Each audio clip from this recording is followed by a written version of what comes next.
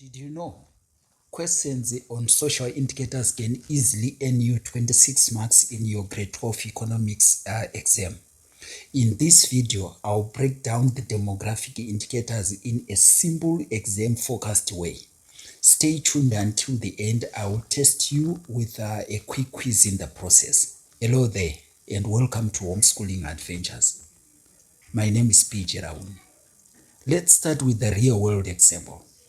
In South Africa, the population is growing.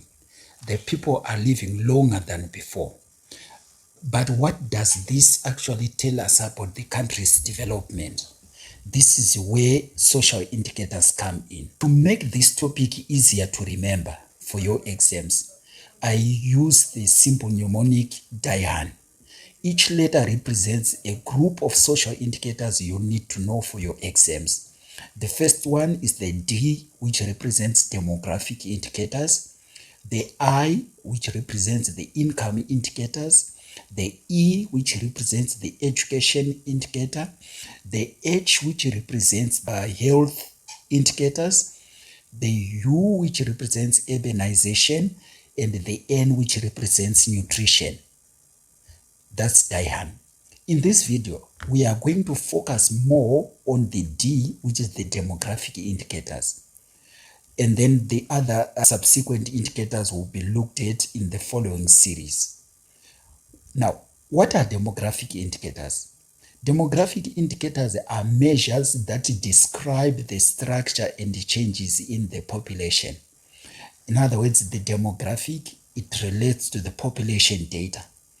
They help us understand, one, how fast the population is growing, and two, how long people are living.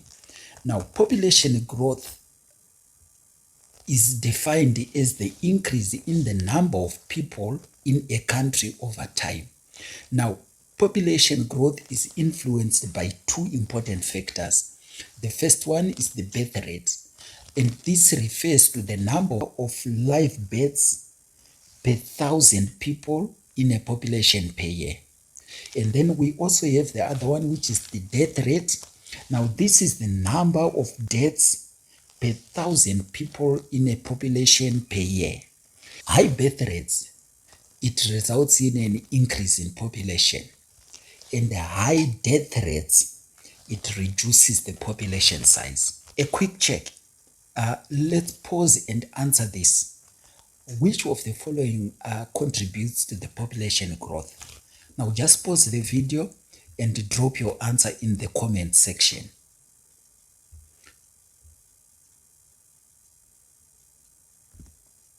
The correct answer is C, birth rates. Let's look at death rates. Death rates, remember we said death rates, it looks at the number of deaths per 1,000 people in a population per year. And then it would obviously mean that it cannot relate to an increase in population, because death rates obviously would mean that we are going to reduce on the number of people that are living. So death rate is out. Emigration. Emigration refers to the people that are in the country, that are leaving the country to go and stay elsewhere in other countries. Okay, so that's actually going to reduce the number of people that are in the country. So it does not relate to population growth. It actually results in a decrease in the population, because people are leaving the country, going to other countries. So emigration, B there, is wrong. Okay, remember, emi, it means leaving. Okay, imi, it means coming in. Okay, like your exports, your exports, those are goods that are leaving the country. Your imports are goods that are coming into the country. So when you say immigration, it means it's people that are migrating into.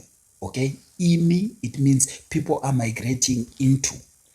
Emi, it means people are migrating out of. Okay, going out, leaving the country to the rest of the world. Okay, so you need to understand that that distinction there.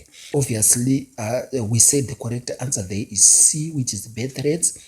and then the decrease in life expectancy, it would mean that people are dying at a younger age. So that would mean that it does not result in an increase in population. Actually, it results in a decrease in population. If people die younger, then the population size, it reduces. Okay, so the correct answer there is C, and for those reasons that I have given you now. Right, so let's move on. In this, the second key indicator is life expectancy. This is the average number of years people are expected to live. Okay, now you will remember that life expectancy, we said previously, it relates to the average lifespan. Okay, now life expectancy, it depends on three things. The first factor that I'm going to look at is depends on healthcare facilities, access to healthcare facilities. If people have better access to healthcare facilities, then people will tend to live longer. Then it also depends on the second factor, which is nutrition.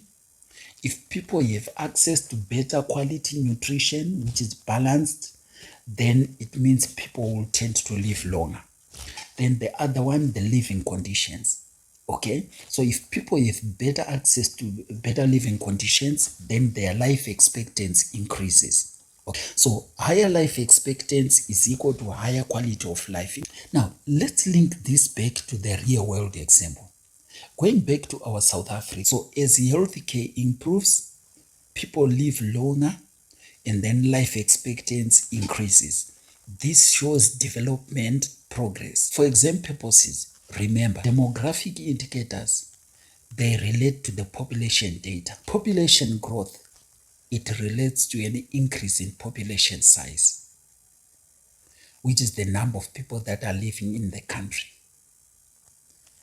Life expectancy, it relates to the average lifespan, which is the number of years a newly born child is expected to live. These indicators, they show development levels. Okay, just answer this quick quiz again. I have a short quiz again for you. Which statement is true?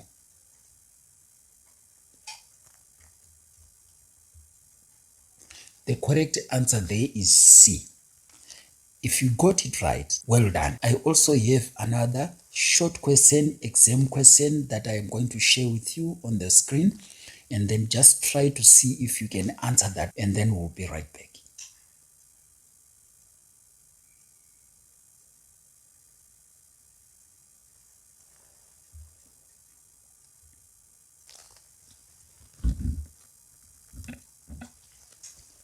Okay, the question was reading, explain the impact of an increase in population on the country's labor force. Now, you would agree with me that when we have an increase in population, it increases obviously the number of people who are available to work, and this increases the labor force. Okay, and you will also agree with me that an increase in population, it increases in the supply of labor, which may lead to lower wages and salaries for the labor force.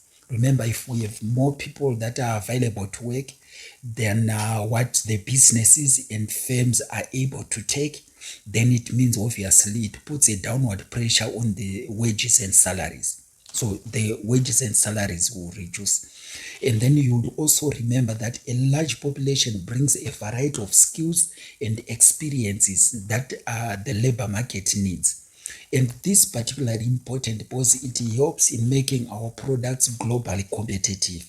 Because when we have a variety of skills, especially the skills that we cannot find in our local market, then it means an increase in population. It can result in an increase in the supply of skills in our labor market, and then it can foster economic growth. Okay, an increase in population can also cause unemployment because there might not be enough jobs for everyone who is seeking employment. So whenever we have an increase in population, if it is greater than the increase in economic growth, or if the increase in population is greater than the increase in the establishment of new businesses, then that is going to result in unemployment. Okay, and then you also need to understand that social and economic inequality gap may widen as well, as some groups cannot access education and some cannot access training and even job opportunities. Okay, so if you gave me any of these answers as correct, then accept that as right. We have now covered the D in our DIEHUN. In the next lesson, we are going to break down the health and nutrition indicators, a very important exam topic. Don't forget to like, subscribe, and share with your classmates.